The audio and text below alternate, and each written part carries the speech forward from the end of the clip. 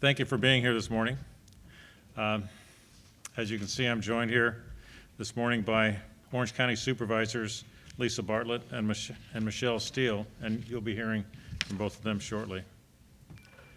A few months ago, I started getting complaints about these so-called sober living homes popping up in residential neighborhoods. They just seemed to appear, and the neighbors would complain about all manner of things surrounding these sober living homes: excessive smoking, trash, unsavory characters hanging out, fear of crime such as residential burglaries in the area, that sort of thing. The cities, especially the beach cities, have been very concerned, but really have been unable to take any effective action, like zoning, that sort of thing, and mostly because of anti-discrimination laws. So the questions that I was getting, what, if anything, could I do about this? A serious look at the problem shows that these places are profiting greatly. They're actually profit centers for false billing of insurance companies. So a few months ago, I formed a Sober Living Home Investigation and Prosecution Task Force, or SLIP. And the idea was to work on this whole problem. But one of the things that the task force is focusing on is the large-scale insurance fraud, and of course, this, like I say, the whole problem. But the large-scale insurance fraud is the profit center for the whole thing. It's the reason why so many of these places exist and why they're proliferating in our communities. So we're focused on investigating and prosecuting unscrupulous addiction treatment operators and medical professionals who are profiting from the vulnerable, the group of people who are so desperately seeking help and trying to get some kind of help for their addiction problems. This isn't our first prosecution along these lines, by the way, but this is SLIP's first major prosecution, and it won't be the last. But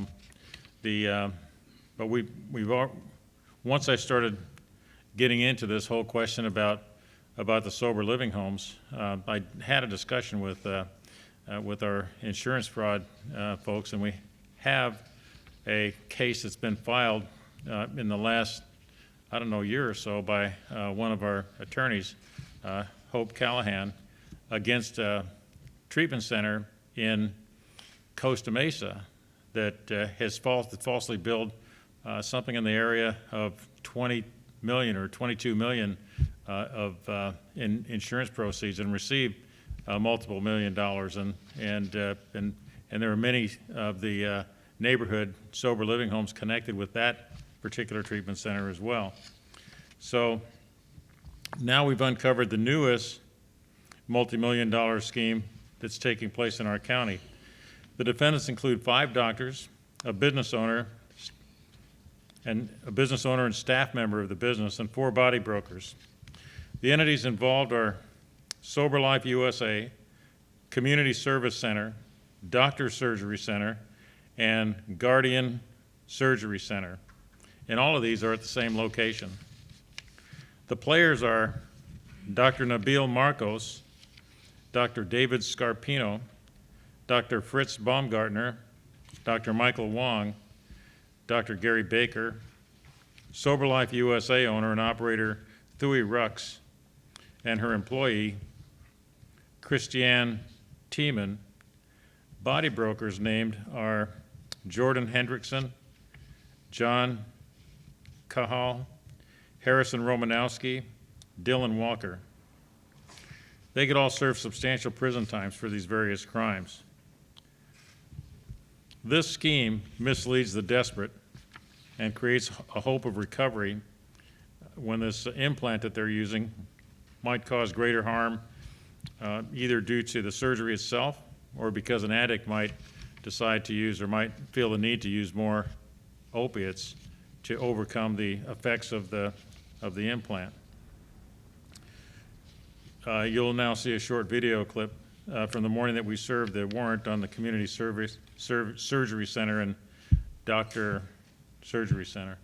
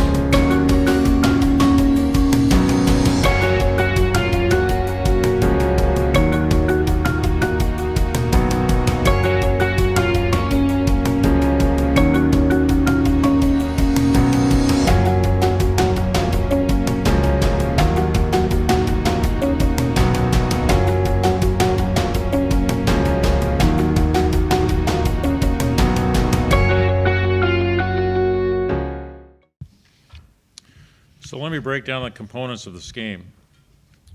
The body brokers are accused of recruiting patients and paying them approximately $1,000 each to undergo the surgery. Dr. Nabil Marcos and Dr. David Scarpino are accused of scheduling the surgeries without a proper medical exam or psychological evaluation to verify that the patients are even good candidates for the surgery. Dr. Baumgartner and Dr. Michael Wong and Dr. Gray Baker are accused of performing the non-FDA approved surgeries. Sober Life USA owner Tui Rux and her staff member Christine Tiemann are accused of submitting the medical invoices, which were on the average of $40,000 per surgery, and they submitted those to HealthNet, Anthem Blue Cross, and United Healthcare Insurance Companies on behalf of the Community Service Center and Doctor Surgery Center, also known as Guardian Surgery Center, which is owned by Dr. Baumgartner.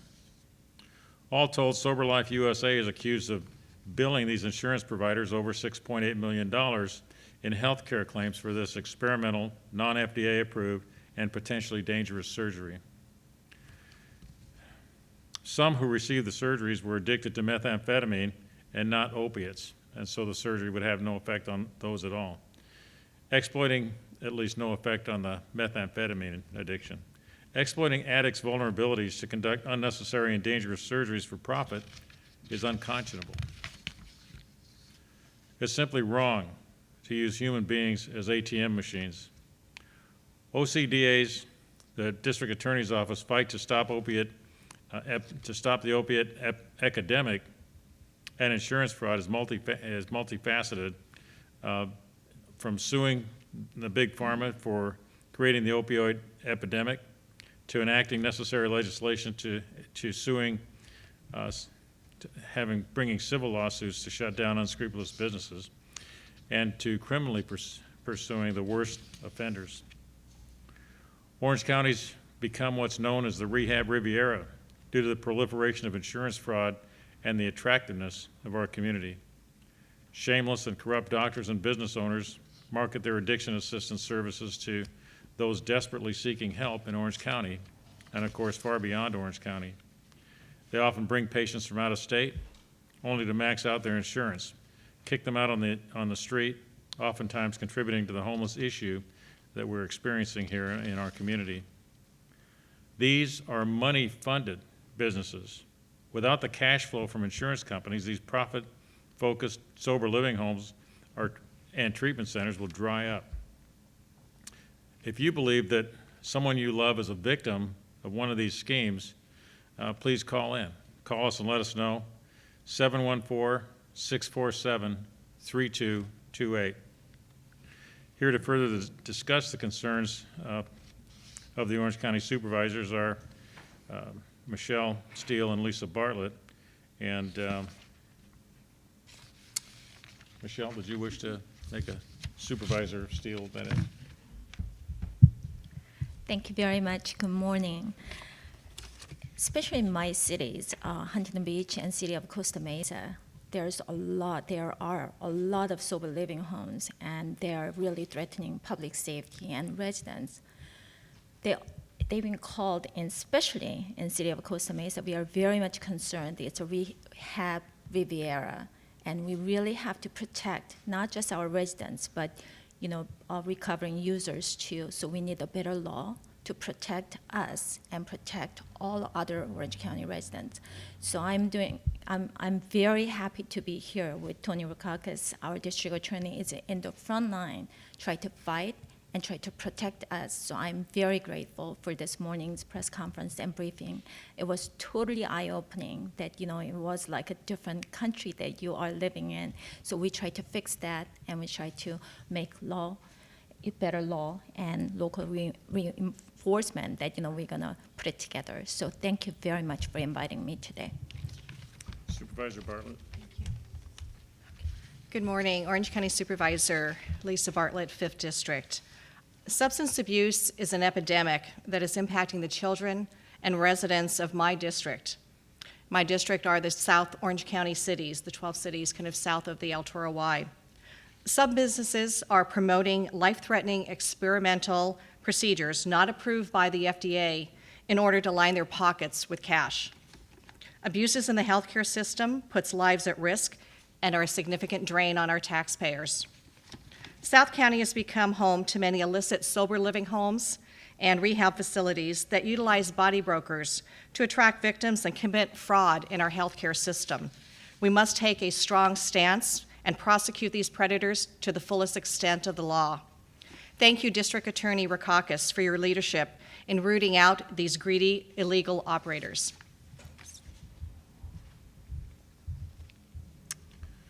So that concludes the formal part of our presentation, and if anybody has questions, please take the mic and let us know who you are and speak into the mic. Chris Ancarlo with KFI News. This question may be more for the supervisors in that, you know, as Orange County is known as the rehab Riviera, what legislatively can be done on the county level to perhaps stop this from happening more so?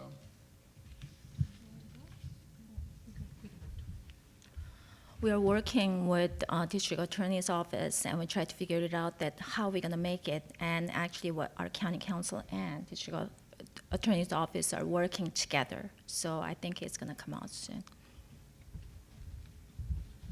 So with Supervisor Steele, there are 42 miles of coastline in Orange County, and our two districts, Supervisor Steele's 2nd district and my district, the 5th district, the coastal cities are really impacted with these sober living homes. We have thousands of them, and many of them are operating illegal businesses. So from the county perspective, we're hoping to craft an ordinance to crack down on body brokers and some of these other illegal activities and be able to take appropriate action and put these criminals in jail.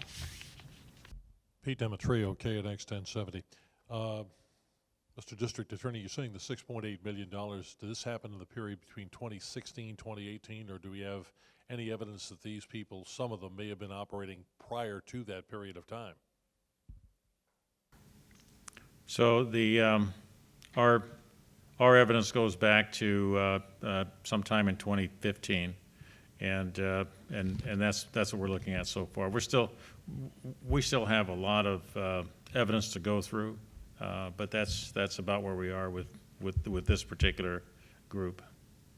Follow up on that, if so much money is changing hands on this thing, are federal authorities involved in any way on this? The IRS Criminal Investigation Division, are you thinking of bringing them in as well as for any expertise that you guys might need beyond what you already have? Absolutely. As far as they might be needed, we're certainly working to make sure that they have this information. We're also in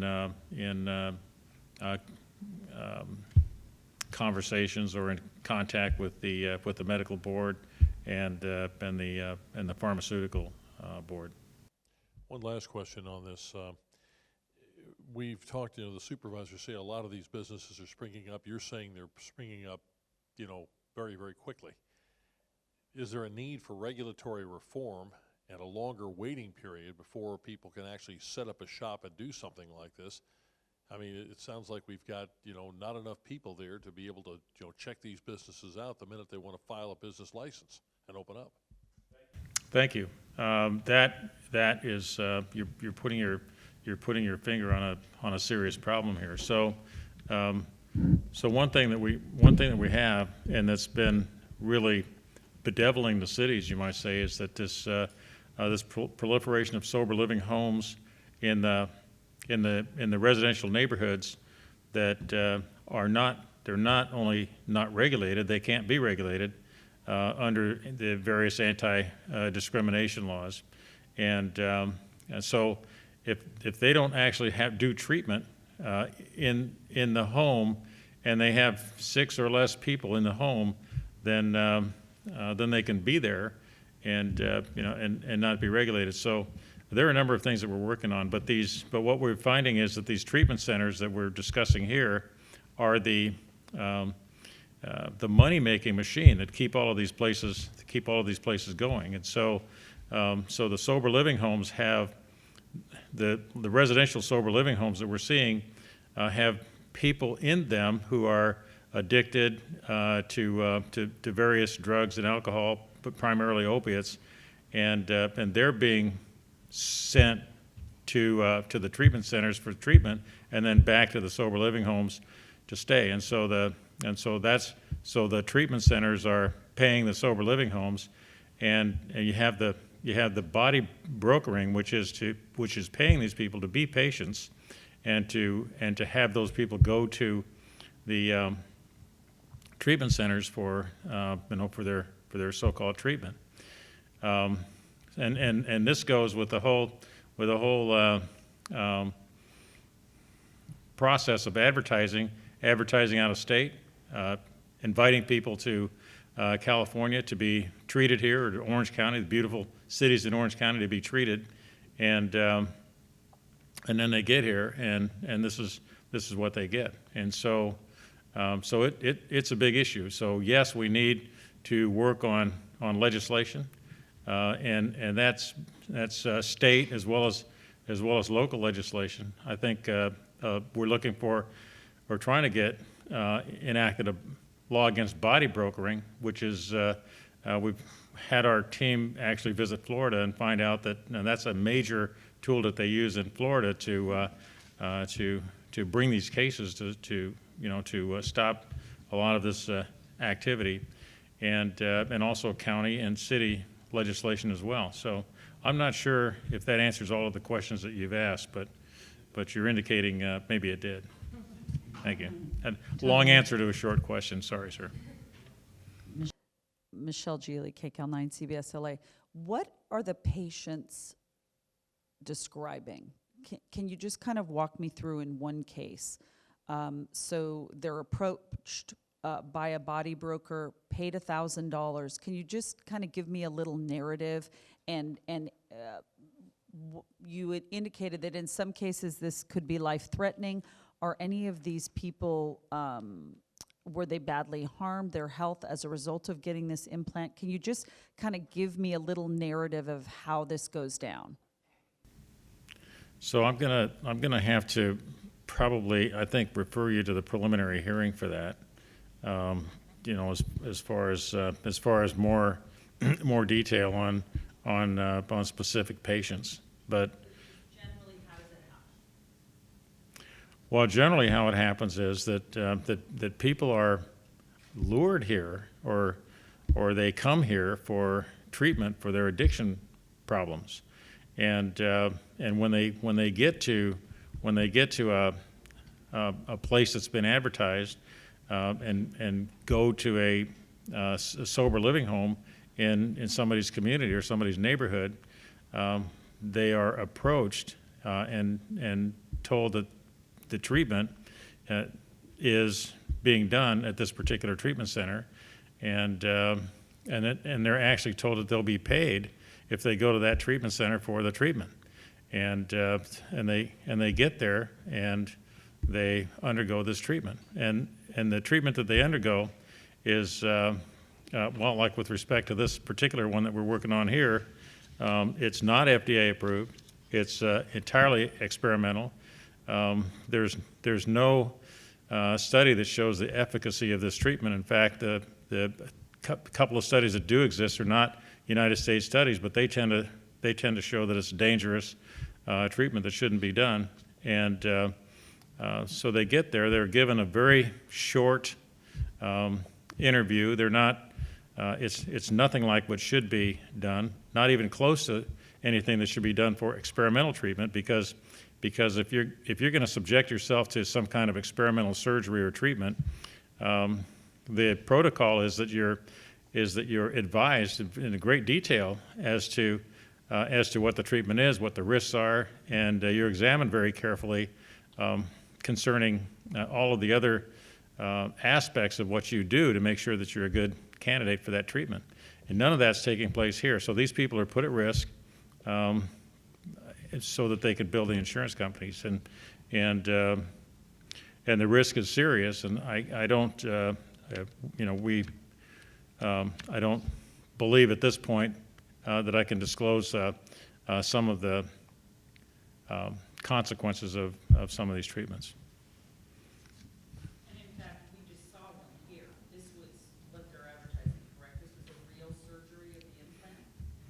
Is that what we saw in the PowerPoint?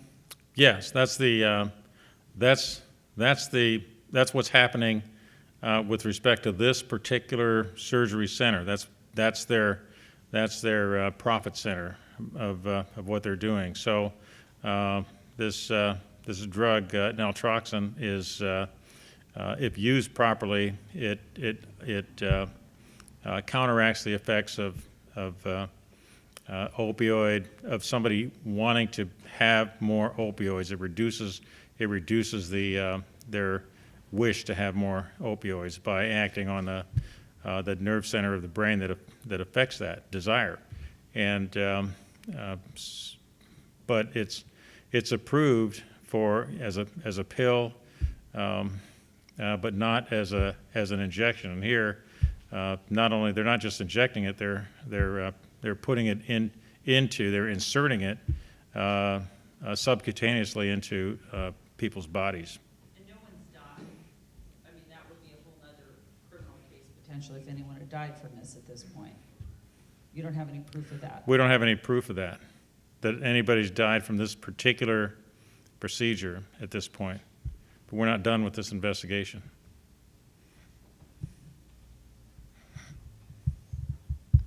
All right, thank you very much. I appreciate your time and attention.